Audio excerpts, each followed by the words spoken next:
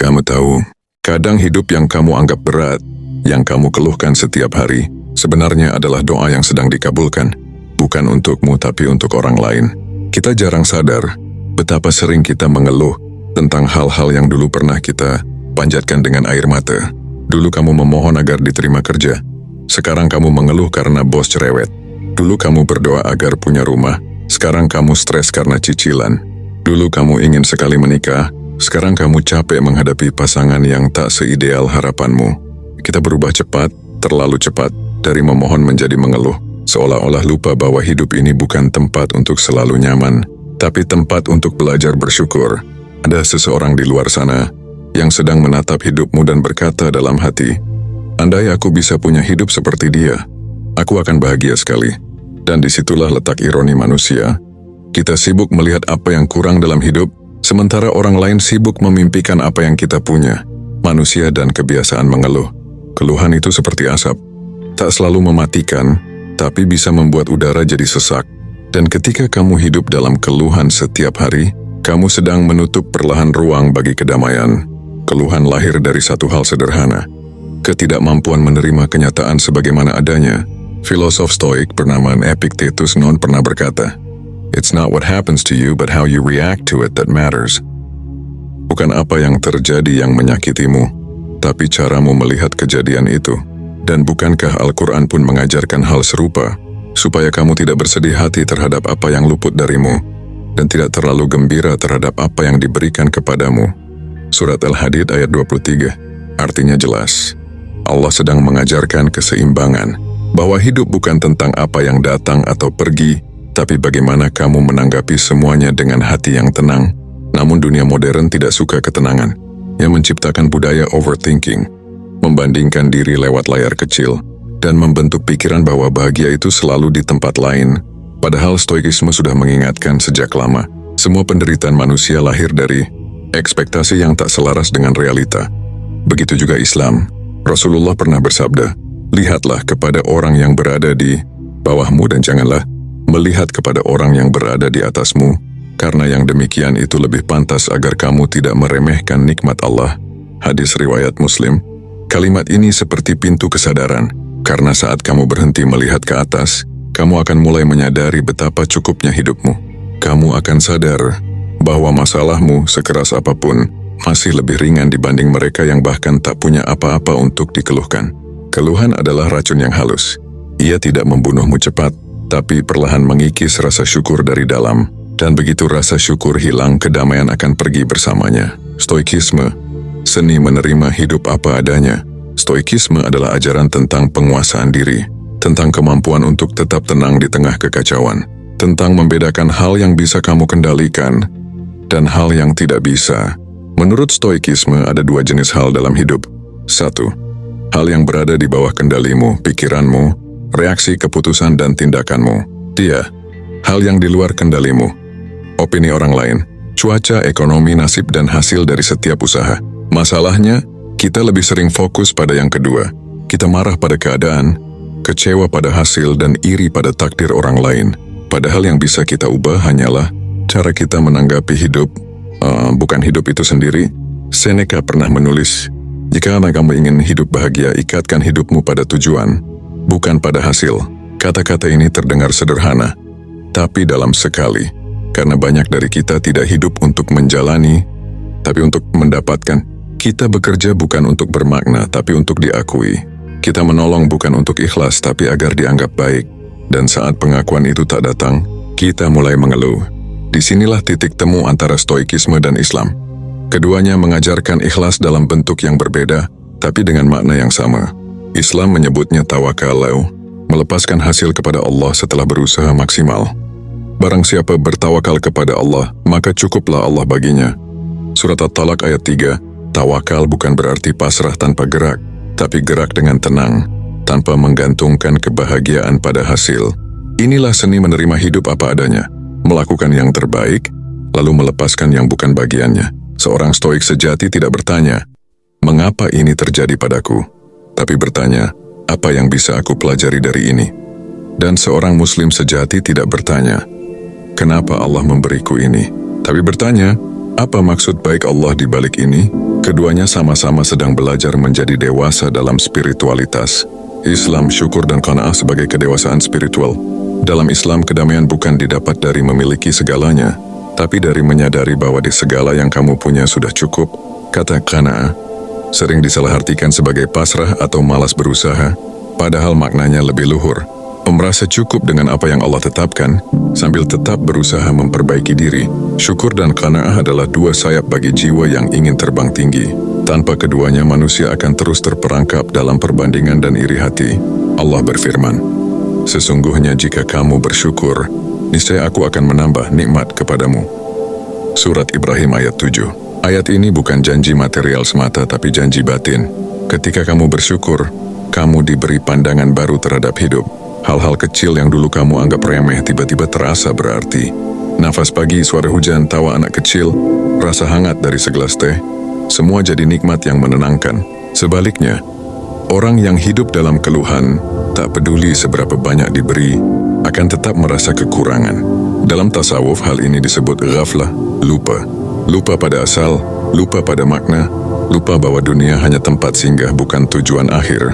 Para sufi sering berkata, yang paling miskin bukanlah yang tak punya harta, tapi yang hatinya tak pernah merasa cukup. Bayangkan, kamu mungkin punya rumah, kendaraan, dan pekerjaan, tapi setiap malam tidur dengan hati yang resah. Membandingkan hidupmu dengan orang lain, merasa hidup ini tidak adil.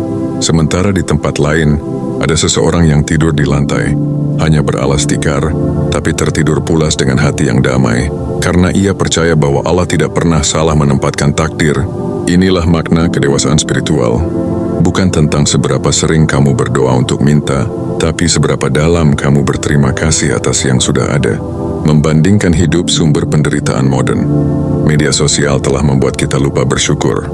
Kita tidak lagi melihat hidup sebagai anugerah, tapi sebagai perlombaan. Setiap hari kita membandingkan pekerjaan, wajah, gaya hidup, penghasilan, bahkan cara mencintai. Padahal setiap jiwa punya takdir dan waktunya sendiri. Filosof Stoik bernama Marcus Aurelius pernah menulis, "Don't waste your time thinking about what others do. Focus on what nature requires of you." Dan Rasulullah pernah bersabda dengan makna yang serupa, "Cukuplah seseorang disebut celaka jika ia sibuk mengurusi urusan orang lain." Hadis riwayat Tirmidzi. Keduanya ingin mengingatkan satu hal, fokuslah pada dirimu sendiri. Bukan karena egois, tapi karena terlalu sering melihat keluar membuatmu lupa apa yang ada di dalam. Setiap kali kamu membandingkan hidupmu, kamu sedang merampok kebahagiaanmu sendiri. Kamu mungkin melihat seseorang yang punya segalanya, tapi kamu tak tahu bagaimana kesepiannya. Kamu melihat orang lain sukses, tapi kamu tak tahu berapa air mata yang ia sembunyikan di balik pencapaian itu. Sementara kamu, yang merasa biasa-biasa saja, mungkin sedang hidup di fase yang justru paling damai dalam hidupmu. Hanya saja kamu belum sadar, karena sibuk membandingkan diri dengan dunia yang bahkan tidak kamu kenal. Belajar dari mereka yang kita anggap kurang. Cobalah sesekali menatap dunia dari sisi yang berbeda, bukan dari puncak gedung tinggi atau kursi empuk di kantor, tapi dari pinggiran jalan, dari orang-orang yang tak punya pilihan selain bertahan hidup dengan sisa tenaga yang ada. Ada tukang sapu yang setiap pagi tersenyum padamu meski kamu tak pernah membalas sapaannya. Ada pedagang kaki lima yang tetap tersenyum meski dagangannya tak laku. Ada buruh bangunan yang tetap bersyukur meski makan hanya dengan nasi dan garam.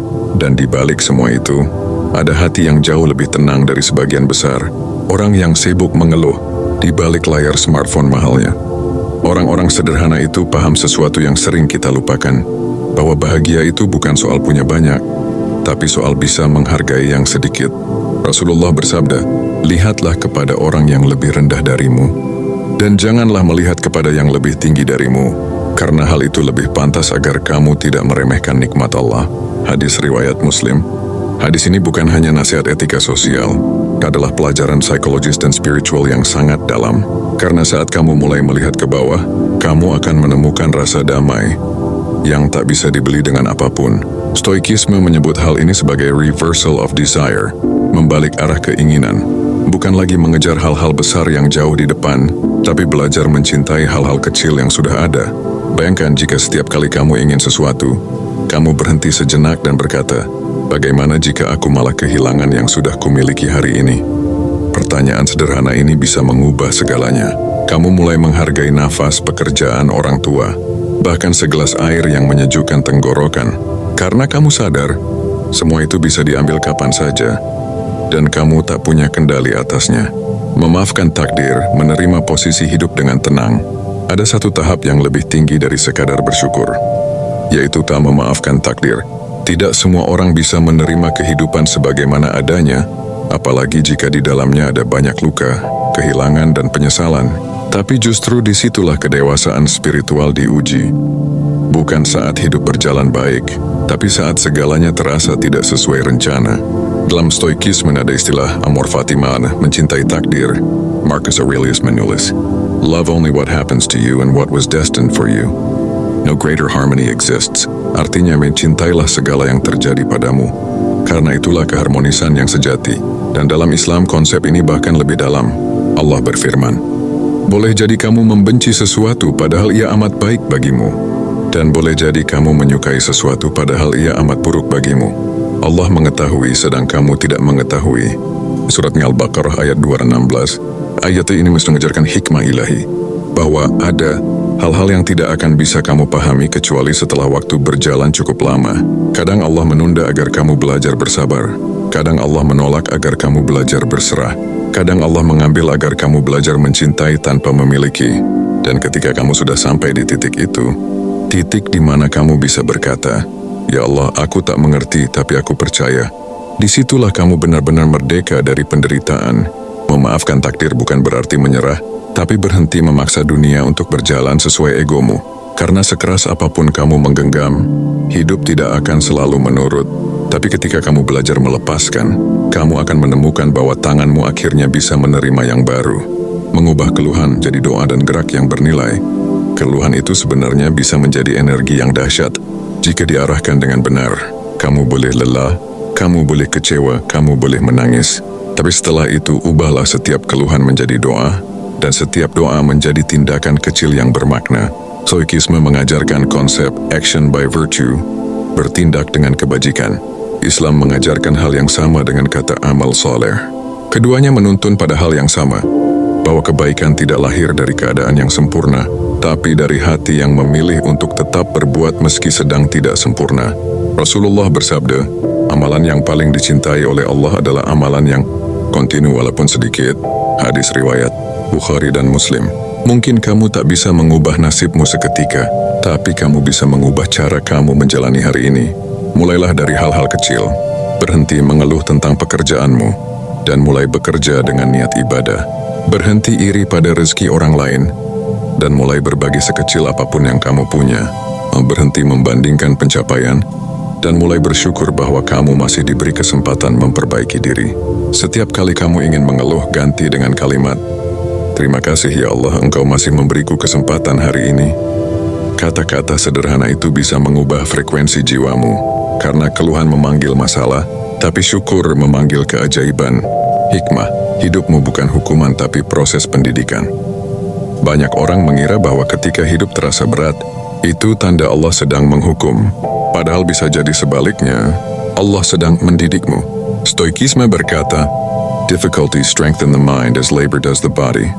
Kesulitan menguatkan jiwa, sebagaimana kerja keras membentuk tubuh, dan Islam mempertegasnya. Sesungguhnya bersama kesulitan itu ada kemudahan. Surat Al-Insyirah ayat 6. Artinya setiap ujian bukanlah tanda kamu ditinggalkan, tapi tanda kamu sedang dilatih agar mampu menerima anugerah yang lebih besar. Mungkin kamu mengeluh karena hidupmu terasa stagnan, tapi tahukah kamu, stagnasi itu bisa jadi jeda agar kamu tidak salah arah. Mungkin kamu merasa gagal, padahal kamu sedang diarahkan untuk tidak menukar integritasmu dengan kesuksesan semu. Mungkin kamu kehilangan seseorang, padahal Allah sedang menyiapkan cinta yang lebih tenang, cinta yang tak memaksamu berubah untuk diterima. Hidup tidak kejam, yang kejam adalah cara kita menilai hidup dengan mata yang penuh keluhan. Karena sesungguhnya, setiap peristiwa adalah guru, setiap luka adalah ayat kehidupan, dan setiap air mata jika kamu sabar menunggu hikmahnya, akan menjadi air yang menyuburkan jiwa.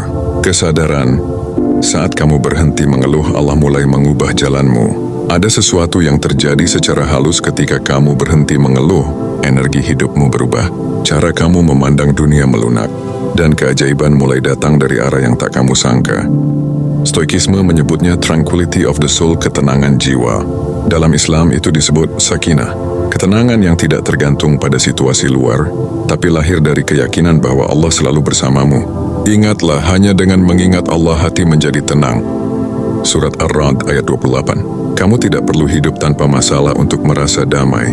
Kamu hanya perlu belajar untuk tidak membiarkan masalah mengambil alih hatimu. Keluhan mungkin tak langsung mengubah keadaan, tapi ia bisa mengubah arah takdirmu jika kamu mengubahnya menjadi kesadaran. Coba lihat hidupmu sekarang. Apa yang kamu keluhkan hari ini, mungkin dulu pernah kamu doakan. Apa yang kamu anggap beban, mungkin dulu pernah kamu minta dengan air mata. Lalu, apa yang membuatmu berhenti bersyukur? Kadang yang kita butuhkan bukan hidup baru, tapi cara pandang yang baru terhadap hidup yang sama. Karena sesungguhnya, hidup yang kamu keluhkan hari ini adalah impian bagi seseorang yang bahkan tidak seberuntung kamu. Jadi sebelum kamu mengeluh lagi, berhentilah sejenak, lihat sekelilingmu, tarik nafas panjang, dan bisikkan dalam hati, "Ya Allah, terima kasih. Meski belum sempurna, aku masih Kau beri kesempatan untuk merasa hidup." Jangan terburu-buru mencari hidup yang lebih indah. Belajarlah dulu mencintai hidup yang kamu punya, karena hanya dari rasa cukup, keberlimpahan bisa tumbuh. Dan jika malam ini kamu mendengar narasi ini, mungkin ini bukan kebetulan. Mungkin Allah sedang ingin kamu berhenti sebentar untuk melihat bahwa hidupmu tidak seburuk yang kamu kira. Kamu hanya lupa betapa banyak nikmat yang sudah kamu lewati tanpa ucapan terima kasih. Mulai malam ini, biarkan syukur kembali jadi pusat energimu, biarkan doa menggantikan keluhanmu, dan biarkan dirimu percaya lagi bahwa hidup yang kamu jalani sekarang masih bisa jadi ladang keberkahan jika kamu menjalaninya dengan hati yang penuh kesadaran. Kalau kamu merasa narasi ini menyentuh hatimu, mungkin bukan karena kata-katanya indah, tapi karena jiwamu sedang rindu diingatkan. Terima kasih sudah mau mendengar dengan hati terbuka.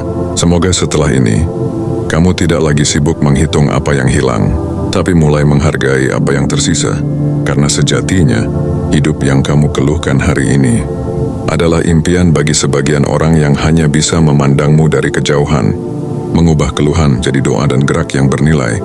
Keluhan itu sebenarnya bisa menjadi energi yang dahsyat jika diarahkan dengan benar. Kamu boleh lelah, kamu boleh kecewa, kamu boleh menangis. Tapi setelah itu, ubahlah setiap keluhan menjadi doa, dan setiap doa menjadi tindakan kecil yang bermakna. Stoikisme mengajarkan konsep action by virtue, bertindak dengan kebajikan. Islam mengajarkan hal yang sama dengan kata amal soleh. Keduanya menuntun pada hal yang sama, bahwa kebaikan tidak lahir dari keadaan yang sempurna, tapi dari hati yang memilih untuk tetap berbuat meski sedang tidak sempurna. Rasulullah bersabda, amalan yang paling dicintai oleh Allah adalah amalan yang kontinu walaupun sedikit. Hadis riwayat Bukhari dan Muslim. Mungkin kamu tak bisa mengubah nasibmu seketika, tapi kamu bisa mengubah cara kamu menjalani hari ini. Mulailah dari hal-hal kecil, berhenti mengeluh tentang pekerjaanmu, dan mulai bekerja dengan niat ibadah. Berhenti iri pada rezeki orang lain, dan mulai berbagi sekecil apapun yang kamu punya. Berhenti membandingkan pencapaian, dan mulai bersyukur bahwa kamu masih diberi kesempatan memperbaiki diri. Setiap kali kamu ingin mengeluh, ganti dengan kalimat, "Terima kasih ya Allah, Engkau masih memberiku kesempatan hari ini." Kata-kata sederhana itu bisa mengubah frekuensi jiwamu, karena keluhan memanggil masalah, tapi syukur memanggil keajaiban. Hikmah, hidupmu bukan hukuman tapi proses pendidikan. Banyak orang mengira bahwa ketika hidup terasa berat, itu tanda Allah sedang menghukum. Padahal bisa jadi sebaliknya, Allah sedang mendidikmu. Stoikisme berkata, difficulty strengthen the mind as labor does the body. Kesulitan menguatkan jiwa, sebagaimana kerja keras membentuk tubuh, dan Islam mempertegasnya. Sesungguhnya bersama kesulitan itu ada kemudahan. Surat Al-Insyirah ayat 6. Artinya setiap ujian bukanlah tanda kamu ditinggalkan, tapi tanda kamu sedang dilatih agar mampu menerima anugerah yang lebih besar. Mungkin kamu mengeluh karena hidupmu terasa stagnan, tapi tahukah kamu, stagnasi itu bisa jadi jeda agar kamu tidak salah arah. Mungkin kamu merasa gagal, padahal kamu sedang diarahkan untuk tidak menukar integritasmu dengan kesuksesan semu. Mungkin kamu kehilangan seseorang, padahal Allah sedang menyiapkan cinta yang lebih tenang, cinta yang tak memaksamu berubah untuk diterima. Hidup tidak kejam. Yang kejam adalah cara kita menilai hidup dengan mata yang penuh keluhan. Karena sesungguhnya, setiap peristiwa adalah guru, setiap luka adalah ayat kehidupan, dan setiap air mata jika kamu sabar menunggu hikmahnya, akan menjadi air yang menyuburkan jiwa. Kesadaran, saat kamu berhenti mengeluh, Allah mulai mengubah jalanmu. Ada sesuatu yang terjadi secara halus ketika kamu berhenti mengeluh, energi hidupmu berubah, cara kamu memandang dunia melunak, dan keajaiban mulai datang dari arah yang tak kamu sangka.